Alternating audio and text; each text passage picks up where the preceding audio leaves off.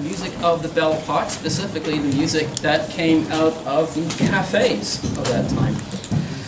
Now,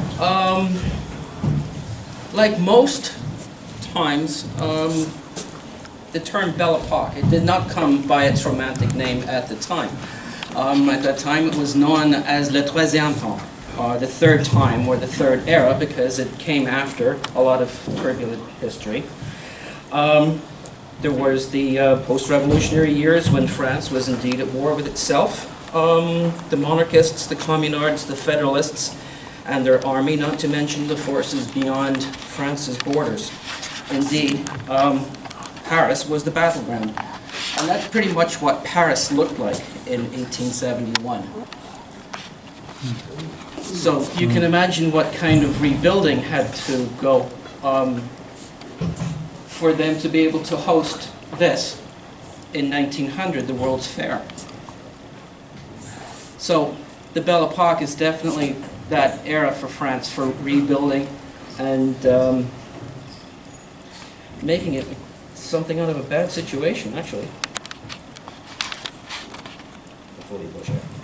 Now, scholars pretty much agree that the beginning of the Belle Epoch was in 1871, and that was the end of the Franco-Prussian War.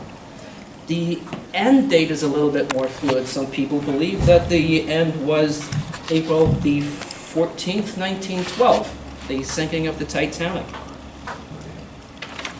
But I think everybody can generally agree that by the 28th of July, 1914, it was over, the beginning of World War I.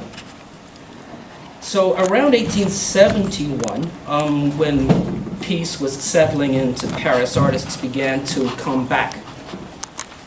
Indeed, people like Victor Hugo, who had long been in exile, had started to return to much fanfare when hostilities were winding down. And around the world, of course, it was the beginning, the burgeoning industrial age, new technology, new ways to express oneself, and Paris started to be the hub of that.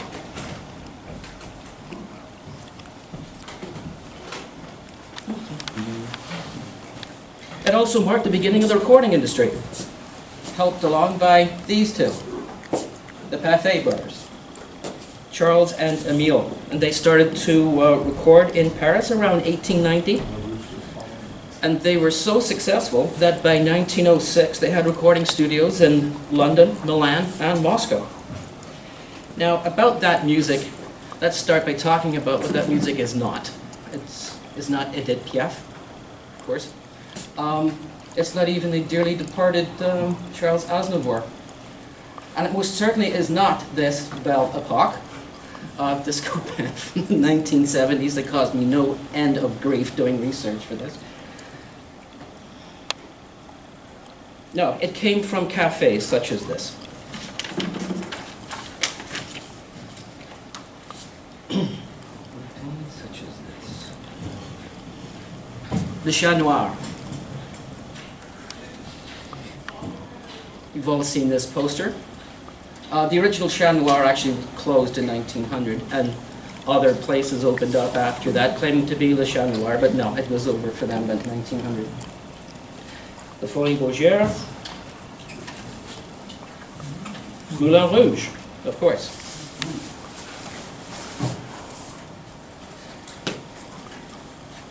Moulin de la Galette, it still stands to this day in Montmartre. I want to point this out. This is one of the few remaining windmills, original windmills of Paris. And the famous El Dorado. Unfortunately, we don't hear that much about the El Dorado, but it was the place to be in Montmartre, and there were many, many copiers. One of the copiers was this place called La Scala that understood the new popularity of these cafes.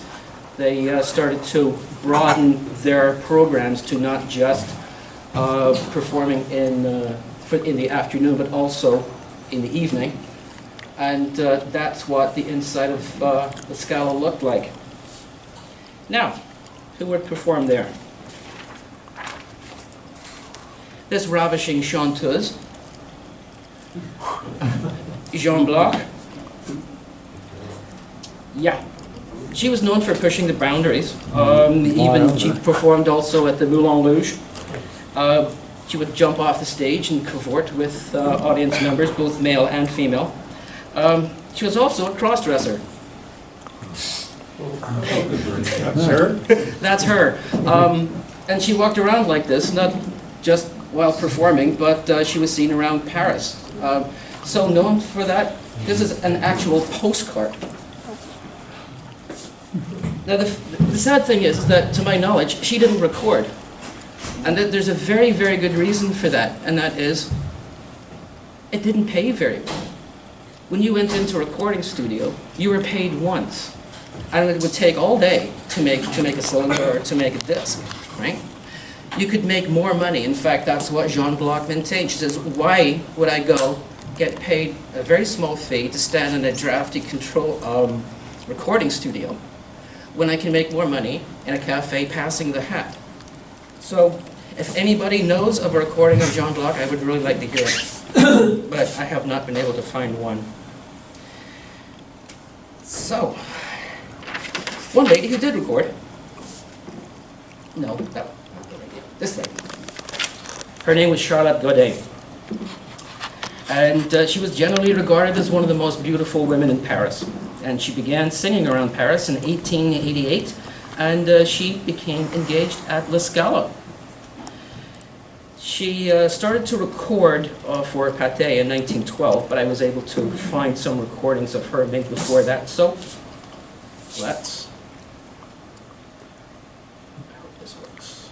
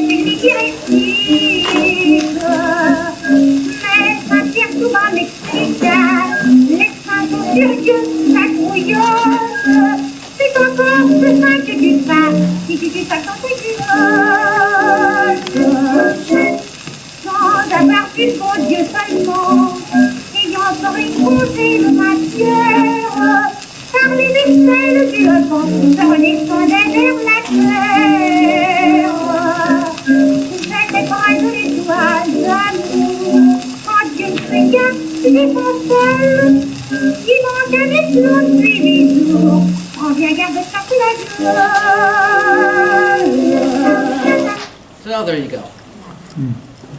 And she performed mostly. She had an engagement at La Scala. But, and there she is. This is Yvette Gilbert. And she was pretty typical of a lot of singers in that she was quite risque when she performed live, but her songs were very, very tame. In fact, she regarded herself, these are her words, shy to the city and daring to the stage. She was a world traveler, not just popular in France, but she appeared on stage at Carnegie Hall in 1906. She was a very complicated woman. In all forms of theater, she was involved adapting scripts from English and even Latin. Sigmund Freud had a picture of her on his wall, a signed photograph of her. He was very much a fan. And here she is recording in November 1907.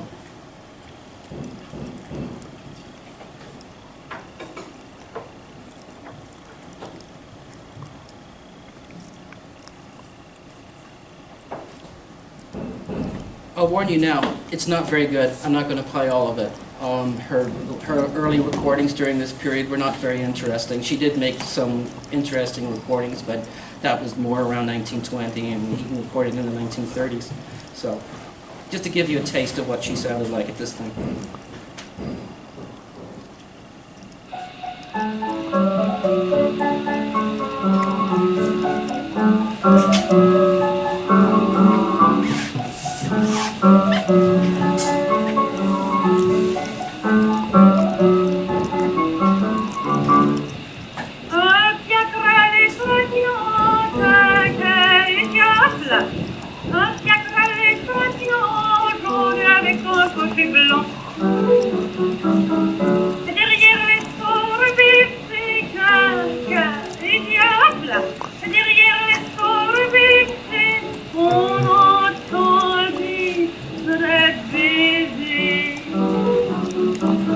And so on for the next 2 minutes.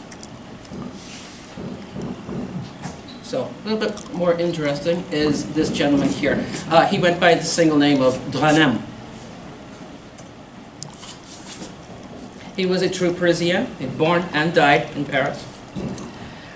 His real name was Charles Armand Menard, and he began performing in Paris in 1895 with moderate success until he changed his name to Dranem, which is his surname, Menard, spelled backwards. And he began performing at the El Dorado. It was an engagement that was so successful that he stayed there for 20 years. He was also very benevolent. He was a patron of several charities, often performing in hospitals for free. He founded a retirement home for poor performers, and he performed regularly for wounded soldiers. And here's a very interesting thing. He not only recorded discs and cylinders, but he also recorded something called phonoscenes. Has anybody heard of a phonoscene?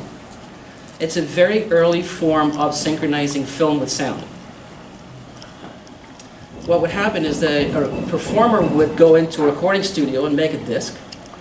Then that disc would be played back at a film studio, where the performer would lip sync to their own record, and that performance was filmed. Then copies of the film and the discs were sent all over to different theaters, and the film and the disc were synced for audiences. And so that's really what it looked like.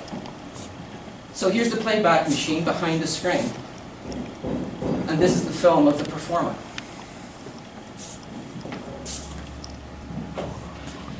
And I have one for you of Dranem.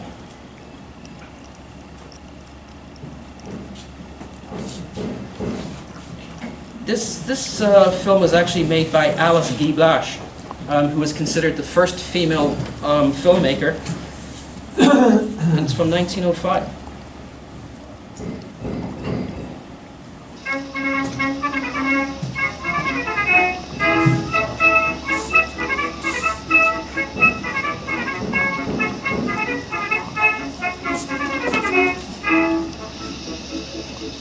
Sur les petites paroles, sonne, sonne, invite ainsi l'ensonne à son vivocrone. Si tu fais ton toilette, piquette, chaussette, et tranquille brunette, magnifique loufoque. Oh, les roses s'assetaient dans un amphibon plaqué. Si vous j'ai insisté, c'est pour goûter vos chastetés. Oh, les roses s'assetaient dans un amphibon cloché. Il est 9h moins le quart, mais s'en fout, on prendra le tétard.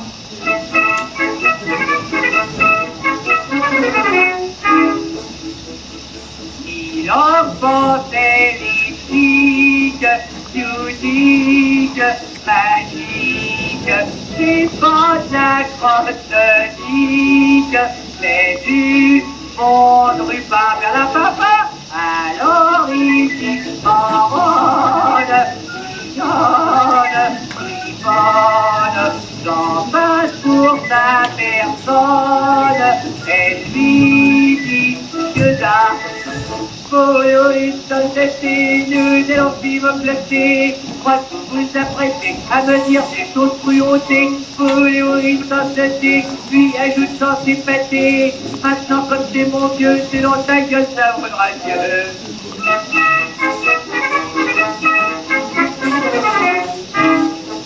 Les Américains.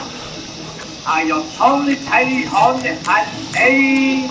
Jag har honom tidigt, hoppas han hade kanal, en tajlig, en par, jag har. Det var så att han skulle ha det, men jag hade fått det idag. Honom tidigt, jag spelar, honom en par, en tajlig, en par, jag Tranam. Very early form of film and sound.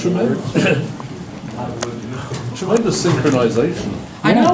It's amazing. Yeah, And that was 1905? 1905. Well, before Bible. They were made in 1905 and 1906. Because although the record would not have stretched, the film The could film have would done, have, it couldn't must have been a sinking nightmare. As someone who studied noticed film in college, I know the nightmares of sinking film. There were Yeah, 2 pitch changes in the record too, yeah, speed changes. yeah. Not to Yeah. mention, I think Drennan might have been at the absinthe a bit because he went out of sync, sank a couple of times. Felix Mayol. Bit of a dandy was old Felix. He gave life to the term gay Paris. Yeah. Sadly, what I don't have is a picture of what he was most famous for, and he had a tremendous red coif. He was born in Toulon, in the very south of France, and traveled to Paris in 1895. And settled on the bank of the Seine and entertained at the El Dorado and La Scala. His career lasted 40 years. He recorded both cylinders and discs, and between 1905 and 1906, he made 13 phonoscenes. This one is actually in color, because not having color film, the frames had to be hand painted.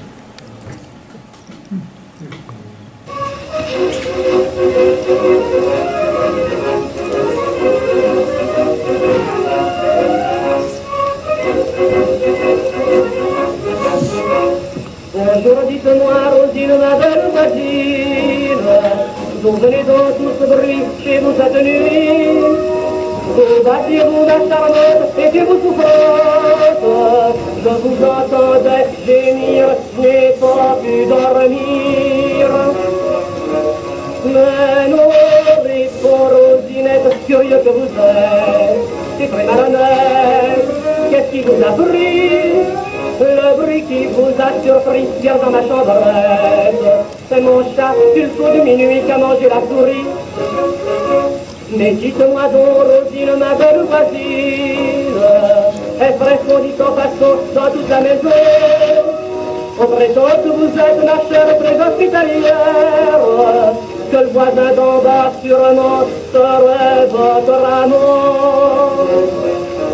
Mais non, répond Rosinette, curieux que vous êtes, c'est très malhonnête, ces vilains propos. Ce n'est pas pour amant, c'est pour couture sur ma tête. Le voisin d'en bas, car c'est celui qui habite en haut. Mais dites-moi donc, Rosine, ma belle voisine, pourquoi toujours me refuser un petit baiser? Ne soyez pas très dur, j'ai mon cœur qui brûle. Ne pouvez-vous pas un peu éteindre son feu?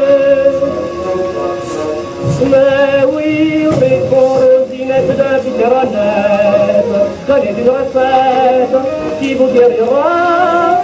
Si vous l'avez si chaud que ça perd l'hypothèse. Vous n'avez qu'à le mettre dans l'eau, ça le rafraîchira.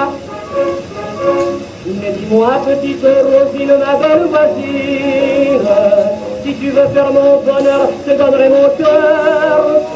Je t'en prie, toi, ma petite femme, je te donnerai mon âme. Je te donnerai ma vie, mes jours et tout mon amour. Mais non, répond Rosinette d'un petit caramette, pour faire ma conquête, ça n'est pas sérieux. Au lieu de me donner tes yeux, ton cœur et ta tête, donne-moi ton lui convaincre, ça vaudra bien mieux.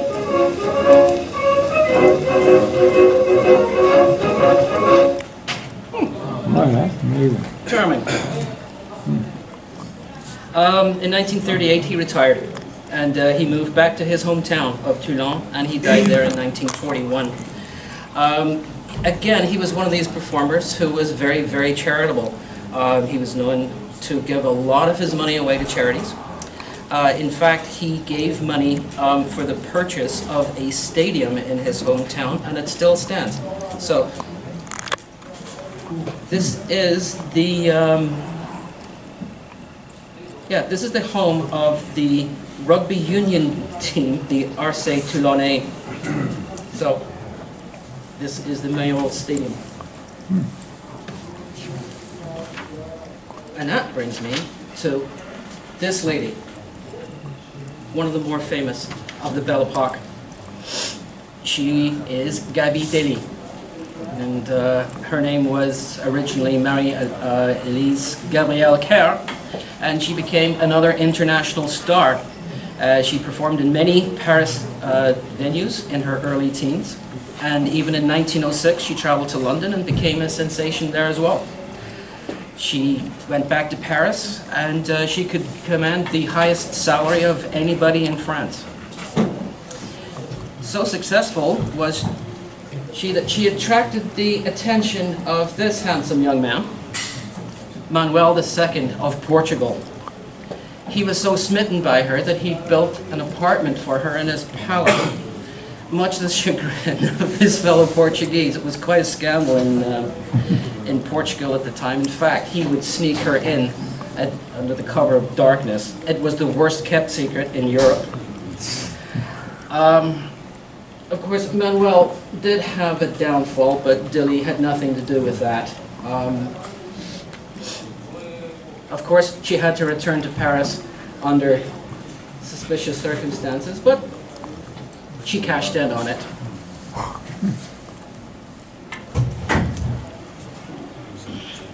She traveled to New York after that and was able to command a weekly salary of $4,000. Yeah. And she received top billing alongside Al Jolson, Mae West, and the young man you see with her, the dancer, Harry Pilser. She brought him back to Paris.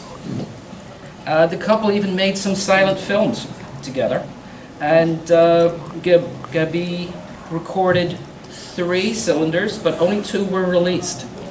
So let's give them a listen.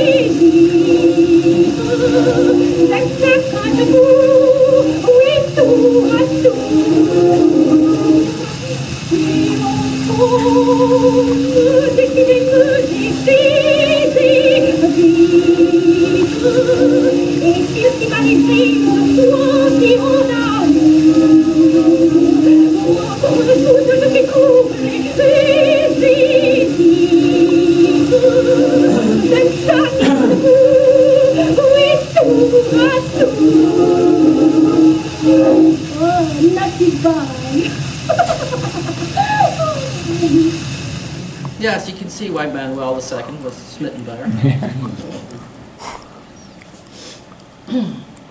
Sadly, she died young. She died at the age of 38.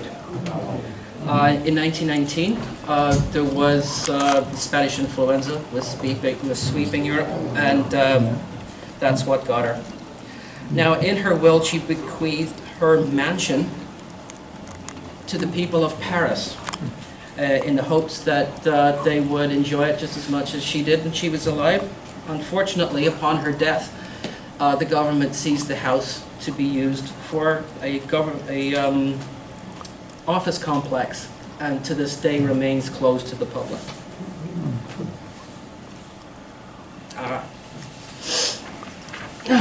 Adolphe Berard, probably one of the most prolific recording artists and performers of that day. He was born in 1870 in Carpentras, near Marseille in the south of France. He was also the husband of this lady, we shall remember, Charlotte Godet, a performer at the La Scala. He had plans on being a great opera star, but he had more than one thing going against him. He was rather short, and he had an awkward walk. I've read at least one account that said that he perhaps had one leg shorter than the other. And he also had a strange squint, not the appearance of a virile opera tenor stud. So that didn't happen. But it didn't stop him. He had a powerful voice. One of the few people who could sing well live and record well. So, upon his arriving at Paris, he quickly got an engagement at the El Dorado. His performances there were so legendary that they appeared on the label. So not just M. Berard, Monsieur Berard, but Berard of the El Dorado. His wife did the same thing. Yeah. Cadeau of La Scala.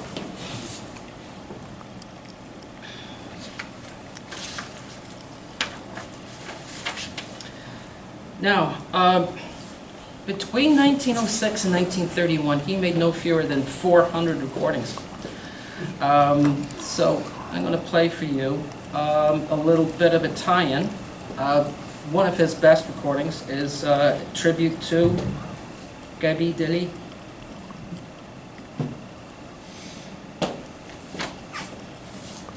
And that's how we're going to end it.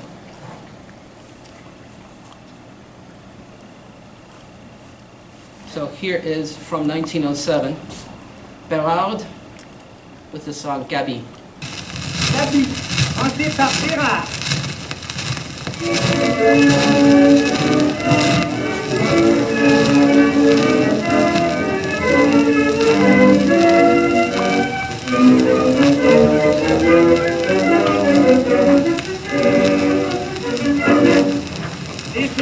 Laissez-moi passer, car je vais voir Camille ma belle. Et rendez-vous, je suis pressé, elle m'attend dans la bonnelle. Amoureusement et sans bruit, sous l'œil indiscret de la lune, en l'entendant, sonne minuit, dans mes bras, je verse ma brune.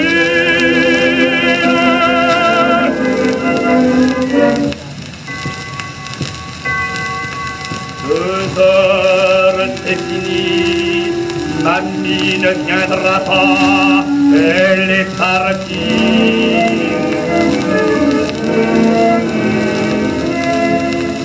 Triste soirée, femme adorée, entre mes bras, pourquoi ne viens-tu pas? Je veux ta bouche, tendre et farouche, ton corps soyeux dont je suis amoureux. Je ne peux vivre un seul jour, oh Maccabi, sans ton suprême amour.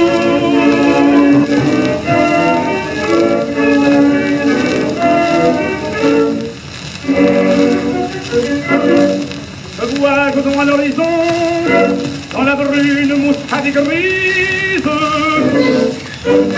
vers le point de déclinaison, est un phare, puis une église.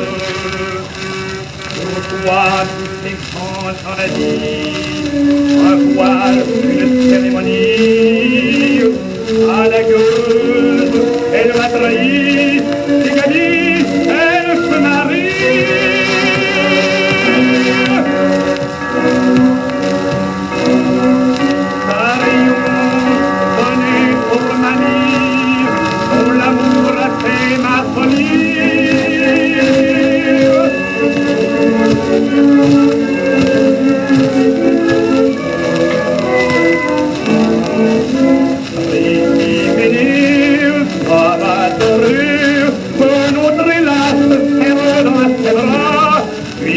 Je t'aime plus que moi-même, là de souffrir pour toi je veux mourir. Je ne peux vivre un seul jour, oh Maccabi, sans ton suprême amour.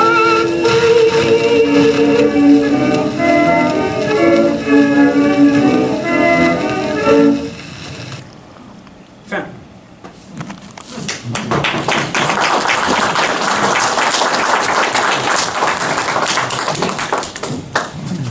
Any questions? Good, good. Show some culture, folks. I hope I can answer. Both those holding on record labels had imported on the bottom. They look like French record, made in France, some in French. They were for export, both domestic and Where? I have that Odeon copy. I also have a Pathé copy, which is vertically recorded, yes, and that is lateral. So they must have known, you know, to export, you have to have a lateral copy. Any idea which one done first? That one must be a copy of I the would say that the Pathé would have been. Or would they have made 2 separate masters? It would have been the same master. I didn't like the way the Pathé recorded. They recorded their masters on large cylinders, on large drums. Oh, yeah. They recorded that for years. In fact, if you play even the lateral copies, you can hear the drum in the background because it created a hum. Yeah, even well into the 1920s. Well, it was modern record label, I mean modern, the 30s and 40s were also recording there on large discs and then copying them on small discs. Yeah. Like Columbia and Jack. I was just wondering your source for a lot of this material, like for the videos and like it's all off the internet, or did you have? A some- lot of it was the internet. Most of it is actually from French sites. So yeah, I had to go back to my grade 10 French and a little bit of Google Translate, and then follow their links to Government of France archives to find references, and then go back to YouTube, having the names. Then I could go to YouTube Okay. and look them up, and they were there. YouTube is a wonderful thing, isn't it? She must have made a big hit in North America because there's a Blue Amberls under about 1912 or 13 called the Gabby Clyde. Uh-huh. And, she obviously was over here in Oh, or okay. New York or something, I guess. Yeah, she... And I think I've seen the sheet music to it as well. Yeah. Yeah, I got the sheet. Have you? Yeah. Oh, very You good. know, Yes, right she about was... the year? Yeah, about the 1911, 1912 in there somewhere. Yeah, okay. Is her image on the sheet music? Was that? Is her image on the sheet music? I can't recall who's on the sheet music. I think it's Vernon and Irene Castle, but hey, I'm not an announcer. Yeah. And some people may know.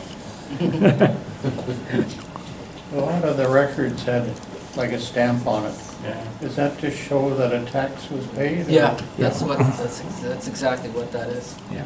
Import tax. My second question, was your French good enough to sort of know generally what Yeah. they were singing? Yeah. Yeah. Good for you. Oh, no, not what they were singing. No, No, Maybe don't wanna because know. I think that even someone fluent in French would have difficulty hearing some of it. But, Yeah, as we do with English ones. yeah. yeah, right. Yeah, I don't but- understand them most of the time. Even that, I don't think that detracted from the enjoyment of it. No. No, they were good. Enjoyed it. Yeah.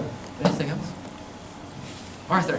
Yeah, there are a lot of flamboyant performers in your presentation here, but there was a lot of weird stuff going on there in those days too. Oh, yeah. Do you know about the elephant at the Moulin Rouge? Yes, I know about the elephant. And do you know about Le Pétomane? Uh-huh. You do? Yeah. Okay. Let's hear it. Story. I have a poster Is it of tellable? There, he was the highest paid entertainer for a bit in France, and I think he outsold Sarah Bernhardt. So he was called the fartomaniac. He was able to ingest huge quantities of air through his anus and actually expel it, and blowed candles. And, Have you seen the book? and there's a picture of him actually in the Moulin Rouge, tous les soirs, Moulin Rouge, le Pétomane. He was Jean Pujol, his name was. Quite a character. That was one photo scene I couldn't find. There's actually recordings of him doing his thing. Really? Oh, actually, I did not know that part. I think he performed up until the 1930s, 20s or 30s. Yeah, there was a book published on him. Lots of photographs. I have it. He's actually featured in Blazing Saddles. The ranch is called Le Pétomane Oh, is that? in Blazing Saddles, if you're observant. Mel Brooks. And then World War I came along and spoiled all the fun for everybody. Yeah.